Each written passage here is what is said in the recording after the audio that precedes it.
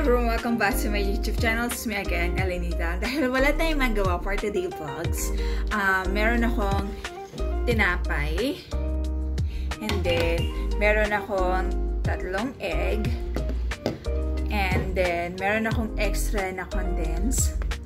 Then of course, meron tayong fresh milk.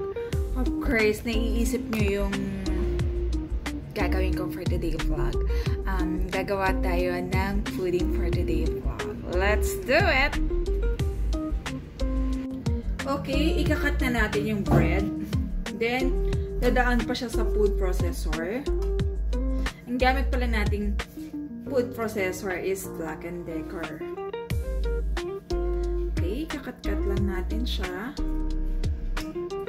Second time ko palang gumawa ng pudding. Kaysa naman masayang, may expired. Then, gawin na natin.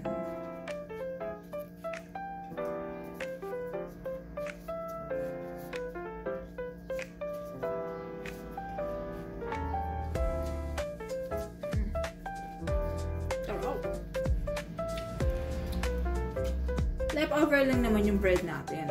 Kaya,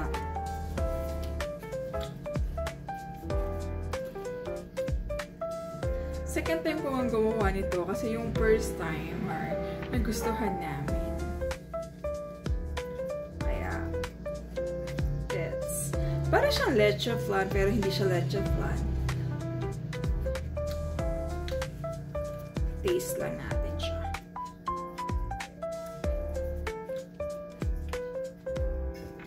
Fairness, puno na siya. And then, ako naman kasi hindi ako marunong magtansya, hindi ako marunong gumamit ng cough. Kasi sa smell and then sa feelings. Kasi ganoon ako pag nagluluto. Tansyahan na lang po, Of course, kailangan din natin dito ng sugar.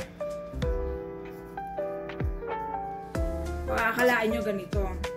Pwede naman, kaso masyadong malaki. Kailangan liit-liit. And dahil gusto kong gumamit ng food processor, so, be it.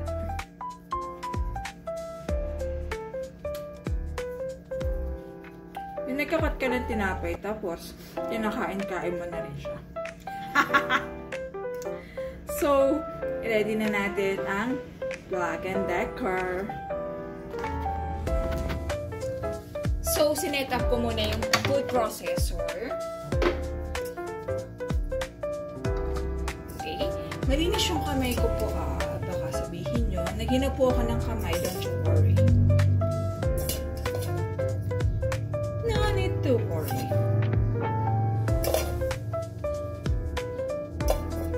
Okay.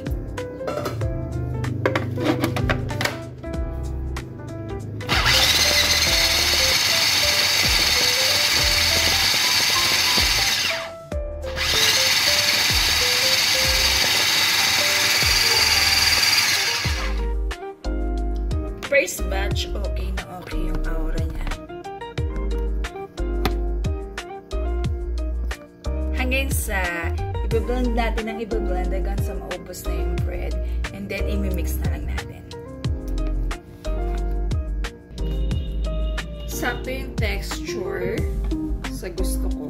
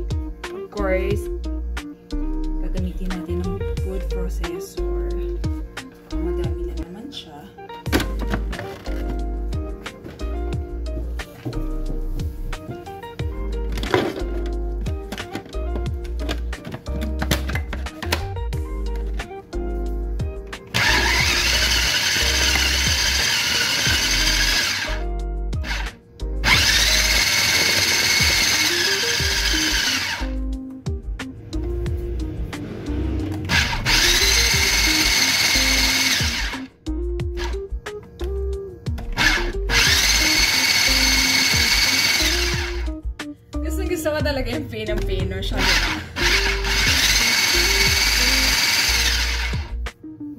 Pinaglaruan. Satisfied ako sa brand, saka sa product, sa pag-blend niya, satisfied ako. Hindi po ako nagpo-promote. Okay, tapos na tayo mag-blend. I-mix na natin yung mga ingredients.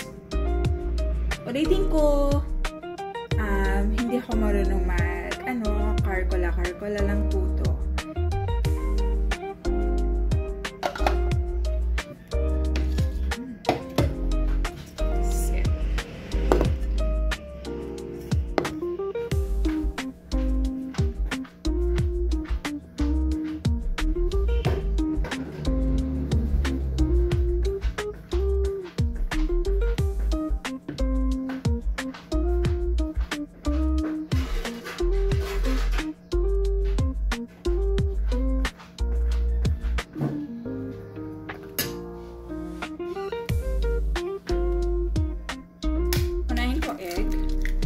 Of course, kailangan maging careful tayo kasi baka may sumahamang white shell. Okay. Then, ang tanong mo, may mix kaya natin yung lahat. Let's see. Tatry ko siya.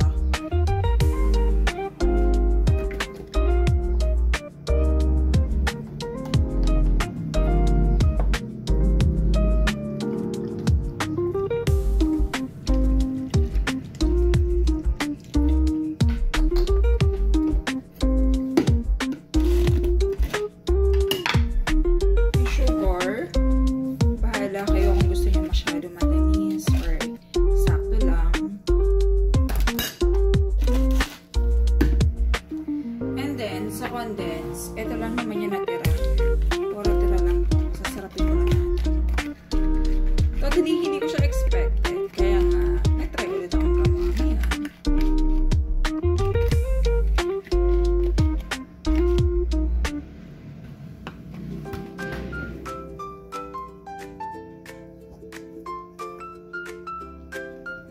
Ito na siya. Iko-combine na natin. Pag kinulang tayo ng milk, pwede na natin i-boost lahat.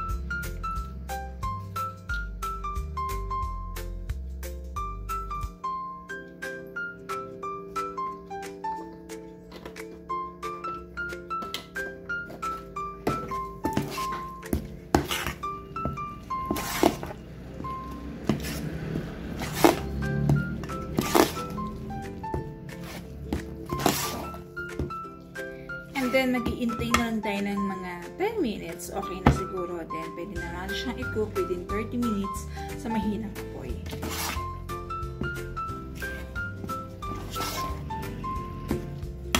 Of course, yung normal na leche plan, magkakaramelize pa rin tayo na sugar later.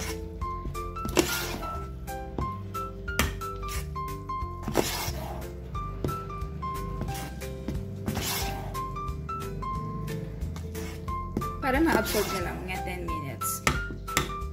Ready na to sa merienda later.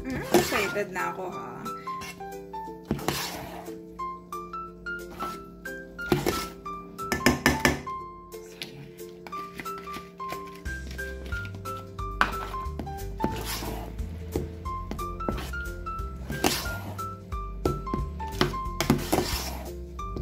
After that, eto na po siya. Sabi ko nga, mag-wait lang tayo like mga 10 minutes and then, i-ready na natin magluto. Ito, i-prepare na natin yung caramelized. Of course, after na, iluluto na natin yung pudding natin within 30 minutes. Same lang siya ng leche flan. Or depende kapag fixed na siya. So, okay, tapos na natin siyang i-caramelize and i-wait lang natin siya. Then, ilalagay na natin yung pudding and then after 9, tapos na po. Nakaset na yung pudding. Ready na siyang iluto.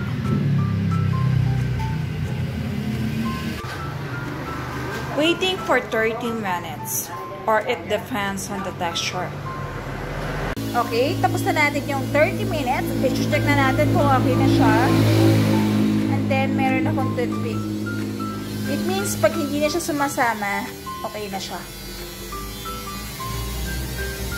Okay na siya. Yes, yes, yes. Okay. Natanggal na natin siya sa lanera. And then, titikman na natin siya. Got the taste first. Ito na siya. Ito na yung finished product. Kasi yung iba sumama siya dito. Tignan na natin.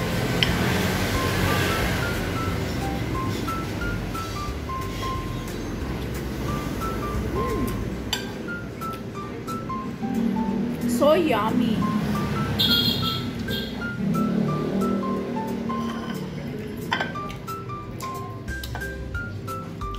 Mainit pa siya, pero mas masarap siya ng malamig, mainit. It depends. Thank you for watching. Try nyo na rin.